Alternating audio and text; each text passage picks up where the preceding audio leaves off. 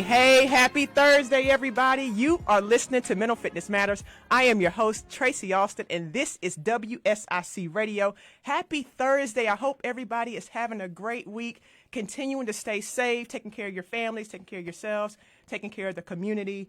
We're going to have an amazing show today. Before we get into the introduction of my amazing guests, I think some racing fans all over the world are pretty excited. They got some really good news last week. NASCAR is coming back. It'll be a little bit different for the first few times out. No fans in the stands, so a small setback, but a big opportunity for NASCAR, as they will be the first major sport to restart the season during this pandemic. Small setback, but huge opportunity for NASCAR. And I truly believe that we have to adopt this mentality as we are moving through the crisis that we're facing right now. Even with all the setbacks, we have so many opportunities to pivot and redefine this moment for ourselves and for our country. Which brings me to today's topic and today's guest. Today's topic is going to be on pivot and redefine yourself. The art of turning setbacks into opportunities. And if this is the very first time that you're tuning into this show, this is the Mental Fitness Matters show, where we discuss tips, strategies, and solutions to improve your mental health and your mental fitness. And my guest for today is no stranger to NASCAR. He's no stranger to racing, and he's no stranger to the radio. I have the amazing Patrick Reynolds beside me. And for those of you who tune in every Thursday to WSIC, you know Patrick as the co-host with Melissa Nieder on their show, Why Should I Care? That airs every Thursday at 8 a.m. right here on WSIC. And for all the race fans out there, you guys probably know Patrick on his radio show, Speedway Report, which airs live every Monday at 7:30 p.m. So from the pit to the garage area, today we are going to take a look into the mind of former NASCAR pit crew member and turned MC and radio personality, how Patrick Reynolds turned setback into opportunity. Welcome to the show, my friend. That was a glowing introduction. I'm humbled and blushing over here. That's you. That is all you. I did all that? Absolutely. I am honored to be here. I love this show. As I finish, thank you. It's right. Why Should I Care? 8 to 8:30. Yes. And then I listen to you. I leave the studio, but I listen to this show with you every Thursday at 8:30. Appreciate that, my friend. Very uplifting feeling. And by the time I get where I'm going, back to the office at 9, I'm ready. You're pumped and ready to go. Ready to go because your uplifting spirit. Oh, well, thank you so much. I appreciate you tuning in. Thank you. And I'm so glad to have you. Every time I see you, every time I walk into the studio every Thursday morning, I get excited to see you and Melissa. And you have just been such a positive light, and just learning more about your background, your story, and what you do. I think this is an awesome show at an awesome time. There's so many things going on, and knowing that people have setbacks all over the place, but how do we turn those things into opportunities? So if you could introduce yourself to our audience, for people who are listening for this show for the first time, they may not know you from the Why Should I Care show. So introduce yourself. Sure. Radio voice here at WSIC, have been on again, off again for about 10 years, and we're going to get into that. Yes. How I got here to begin with. Yes. Because it's relevant to what we're facing today. But as we just talked to Cotton Ketchy on Why Should I Care, as a Iredell County native, I'm a transplanted Yankee. I'm sorry, local folks. I'm one of those people. But yeah, I'm a transplanted Yankee. Been here about 20 years, though. So I consider myself a Southerner. This is home. When I was up north, I felt like I was in the wrong spot. It was for me. When I visited the South, that always felt home. I picked up and moved to the Charlotte area with a career in NASCAR in mind. I short track raced on a grassroots level up in the Northeast, but it's very much a hobby. You don't make a living at it, and I wanted to make a living at it. Yeah. And people don't always make the connection. I say, look, if you want to act, you move to Los Angeles. If you want to be a country music singer, you would move to Nashville. Right. If you want to work in NASCAR, you move to Charlotte. And Mooresville was called Race City, USA, so I didn't know anything from anything. So I said, I'll get an apartment there. And I just ride a rental truck, my stuff, an apartment, and a stack full of resumes, because we actually did paper resumes back then. Knocked on race team doors. Finally, about 2 years, my phone rang. And it was a race team on the other end. And they said, hey, we'd like to talk to you. Because I didn't know anybody here. And, friends knowing friends helped getting work in this business, getting on a race team. And but it also sounds like there was some grind there too. 2 years knocking on doors, putting the resumes out. You were doing some work. I was at the racetrack several times for free, just to be there, just to have a garage pass, to get to know people, to learn how to race in the Northeast. And then when you come here to the major leagues, so to speak, you race differently. The cars are different. The procedures are different. So I worked for free at a lot of races just to get my foot in the door, get to know people. I did, and one of the people that I got to know over the years, he was the guy that rang my phone and said, "Hey man, what are you doing?" And boom, that was like the call, the break. Yep. And there, it was fine. I was a mechanic up north in a car dealership, and now I'm a mechanic on a race team. But it was that 2-year overnight sensation story. Yeah. Oh Right. yeah. Right. Oh yeah. I worked for free. I volunteered my time just to learn. There you go. There you go. That's huge. And before we kind of get into some of those things and in terms of your career there and what's led you here now, what would you say to our audience? Because this is the Mental Fitness Matters show. How would you define mental fitness for you, and what things do you do now to stay mentally fit, just in general? Don't discount the impact of counseling and coaching.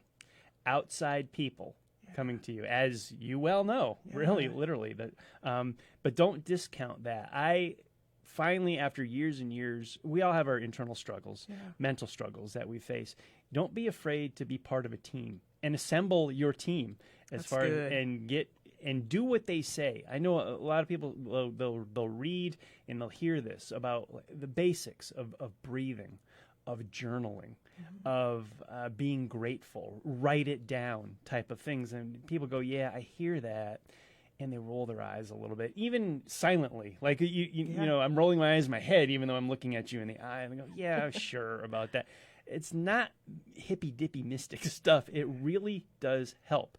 And what I've learned recently, very recently, is that you attract what you give off. Yes. So if you are positive, you will attract positive vibes. If you are negative, that's what you're going to bring. And things don't happen overnight. I would say the cherry on this Sunday that I'm building here, patience. Yes. I can't just say, hey, have a nice day, this is great, and walk out of here and suddenly my life has changed. No, it takes, you didn't get down overnight. You're not going to get back up overnight either. Be patient with the changes. Talk to people. Assemble your team. Don't be afraid to talk to others. It helps keep your mind. You work out in the gym. Your mind needs the same thing. It needs to be trained. It needs its own gym, so to speak. It needs a training facility. What good How about advice. That was amazing, my friend. So true. Yes, your mind is your mind's a muscle, right? You're exactly right. It needs that same attention, that same training. And I think that's a whole other show in and of itself in terms of we get back what we're seeking. That is so powerful when you I'll just be said back. that. We'll do a second date here. I love it. I love it. So when we talk about bouncing back and that mentality. So for you kind of following your story, 2008 recession hit, things changed abruptly for the car industry, your career. Talk about that a little bit. What was that setback like for you? But also, what did you do to get yourself in a position where you saw NASCAR, you were in the field that you wanted to be in, things changed very quickly, suddenly. Then what? Yeah. So take us through that. It is a little bit relevant to what we're going through today with COVID-19, but I was working on race teams in 2008 during the recession, and at the end of the 2008 NASCAR season, it is remembered as what we call Black Monday. The Monday morning after the final race, waves and waves of layoffs and firings as teams downsized. I've been asked, well, what's the connection between a recession and race teams? I don't get it. Well, think back to Madison Avenue in the corporate world. When there is a recession, a housing crisis, a bubble burst, any corporation, what's the first area that they slash? That's marketing, sponsorship, promotions. Now you're talking NASCAR and auto racing in general. The sport cannot survive without sponsorships.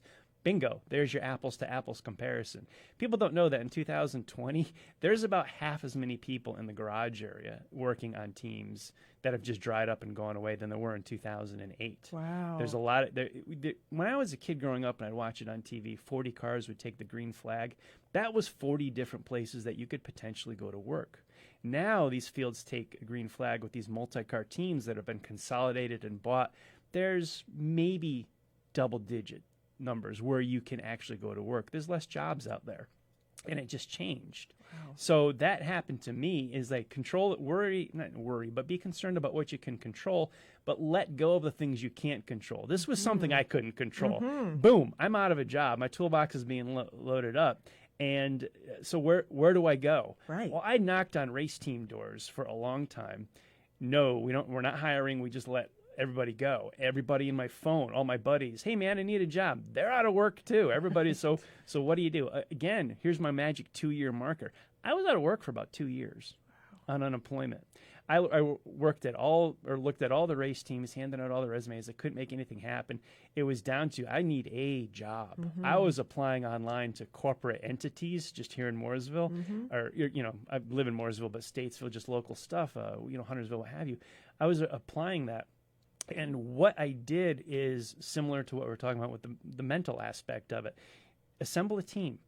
Don't keep this to yourself. Let it out. Well, I was what brand new skill to me at that time was called networking. Right. What's networking? I didn't even know what networking was, but I went to a friend of mine, neighbor of mine, knew I was unemployed, took me to I don't even remember the event, some kind of chamber of commerce from Mooresville, Lake Norman. I wasn't sure. And he says, hey, look, I'm just going down. He owned a business, was a member of the Chamber of Commerce. He goes, you're unemployed. Why don't you just come with me? I'll introduce you to people. As a guy, the male ego I'm guilty of it, is like, I don't want to tell anyone I don't have a job. That's exactly the opposite of what you should be doing. You need to tell everybody, I am out of work. I am looking for a job. Otherwise, you can't get help. Right. I was shaking hands and meeting people, and they said, well, what do you do? Where are you? And I said, here's the coincidence. Here's where all this ties together right here, right now, is I was at a Chamber of Commerce event, and a fella, one of the guys I met, told him who I was, where I was, a former crew member, teammate, pit crew guy, blah, blah, blah, and I'm looking for a job. He said, have you ever tried radio? I said, no. He said, you want to give it a shot. And boom, on the spot, my radio career was launched right then and there. What happened? What was it? Well, it was an auto racing talk show in 2010 that began right here in the studio, in the chair you're sitting in here at WSIC. Oh, wow. A fellow was starting, his name is Mike Garrity. It was called the One and Done Radio Show, and it used to be, I think, on the same time slot as Tom Baker's show now, like Tuesdays at 11. And or something like that. I don't remember exactly when it was, but he was starting an auto racing talk show. And here I was, a former crew member, out of work, and we began a radio show. Well, somehow, I don't know why. I think it may be because of all the racing on TV and racing radio that I listened to growing up, because I was a huge fan. Yeah. Somehow, osmosis, Yep. some kind of broadcasting or speaking skill got instilled in me. I sat here, we did the show. It was somewhat of an audition. I did that for a few weeks. A few weeks down the road, someone said, hey, are you interested in being on the morning show here as the newsreader in the sidekick role? I began that my radio career was born. And then I've been involved in different facets here at WSIC in advertising, sales, and an on-air voice. That has just kind of organically opened up doors as, hey, can you MC something? Can you host things? Yes. And now I do a lot of that. COVID-19 exception, of course, we're not doing anything. But in the last several years around the Lake Norman area, a lot of concerts, a lot of events, fairs, fundraisers. I've gotten this wonderful opportunity to be up on stage and speak. Yes. Nothing necessarily to do with racing, but one step led to another, Absolutely. just like dominoes in my life, and just managed to find some kind of skill behind a microphone and a stage. But you're dropping so many nuggets, Patrick. And we're going to take a break, and we're going to come back and talk about those things, because I think in the midst of all of what you were saying, I love your story. I love your grit and your grind, but also your attraction and your expectation. We're going to talk about some strategies in the midst of what you've already said to give the people that are going through this right now to keep going. So when we come back, we're going to continue with Patrick Reynolds. You're listening to the Mental Fitness Matters Show. We're going to take a break. We'll be right back.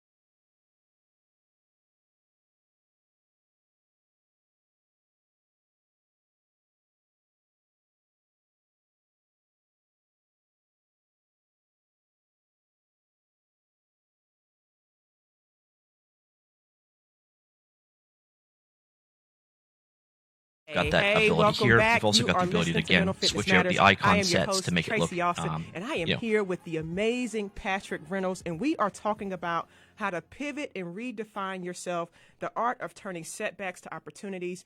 If you're just tuning in, we just got done kind of interviewing Patrick just a little bit about his story, his opportunities, his mindset, and his ability to turn some setbacks into opportunities for himself. And Patrick, as it relates to what the world's facing right now, you were dropping some real gems and nuggets a few minutes ago. I want you to talk about some tips and strategies we can give to our listeners on how to pivot and redefine themselves as we are facing COVID-19, a very similar situation to some of the things that you were facing when the recession hit, right? Sure. COVID-19 was providing a situation similar to the recession, where it's out of your control. And the fact that I worked in NASCAR is irrelevant. The fact that it was a recession is irrelevant. There's people in 2020 that are losing their jobs, whatever career they have a job, or at least it's been closed or furloughed, and the recession caused that, and we've got a pandemic causing this. The bottom line is someone's working, they're trying to pay their bills, they just want to pay their mortgage and feed their children.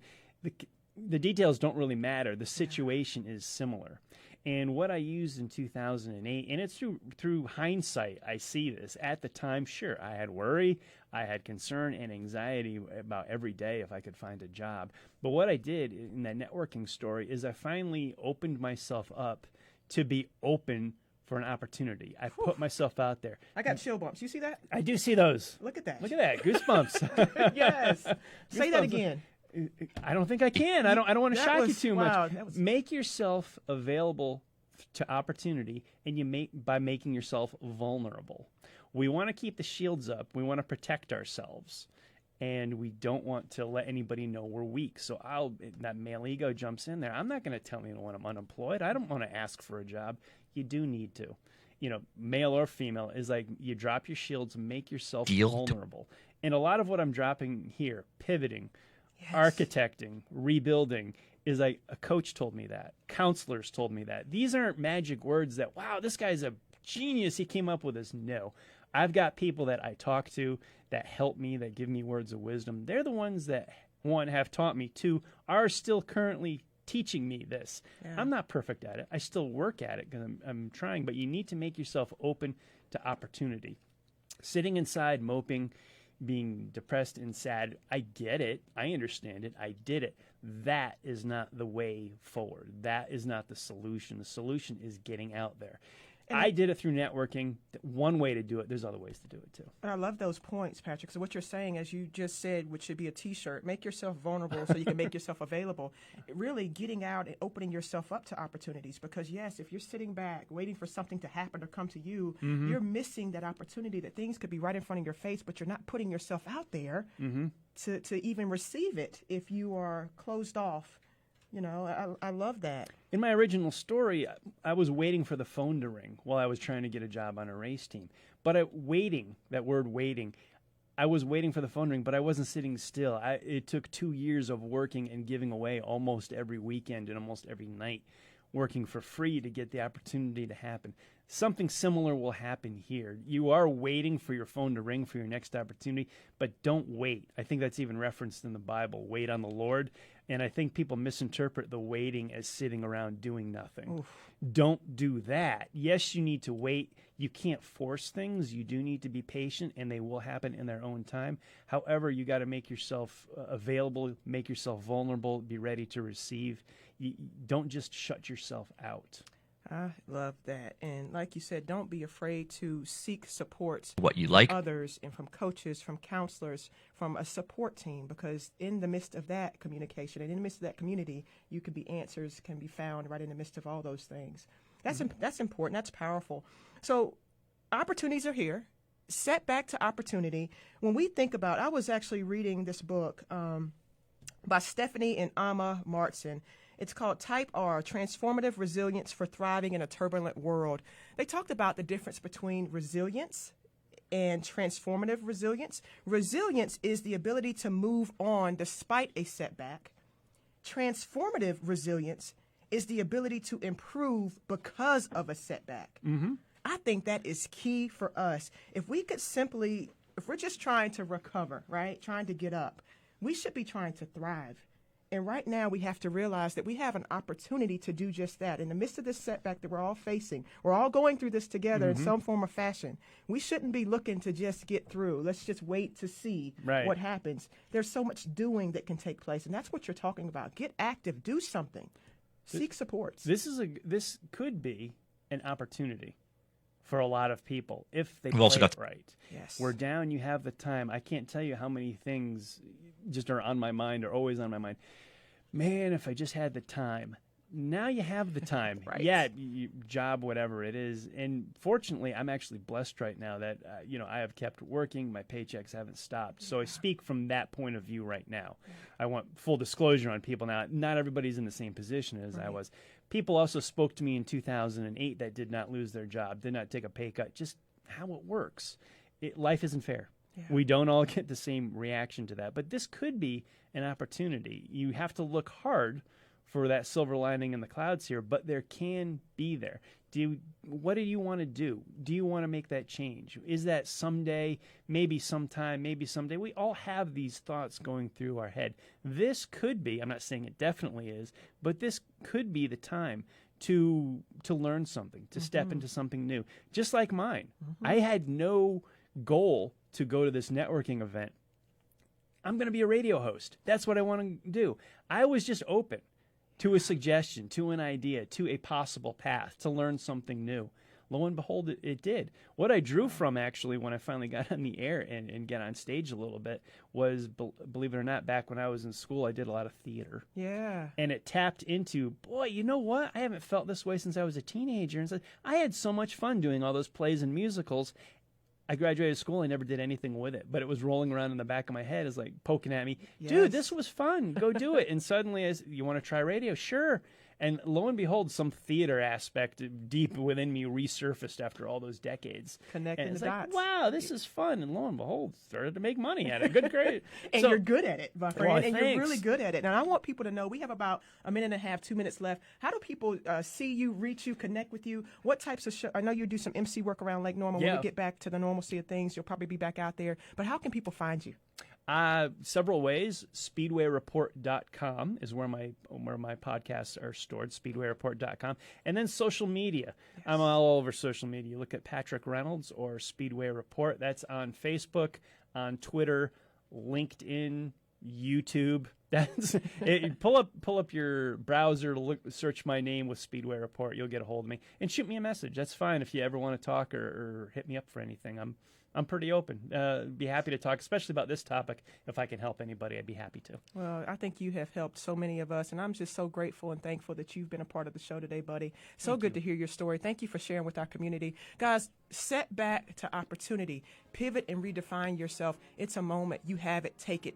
Open yourself up to opportunities and change. I want my Mental Fitness Matters community to shine bright like the stars that you are. Continue to stay safe. Keep your family safe. Keep the community safe. And we will see you next week. Thank you, Patrick. Thank you for joining us today on Mental Fitness Matters. Tune in every Thursday at 8:30 a.m. to 9 a.m. for more tips, tools, strategies, and solutions that will help you reach your peak mental fitness.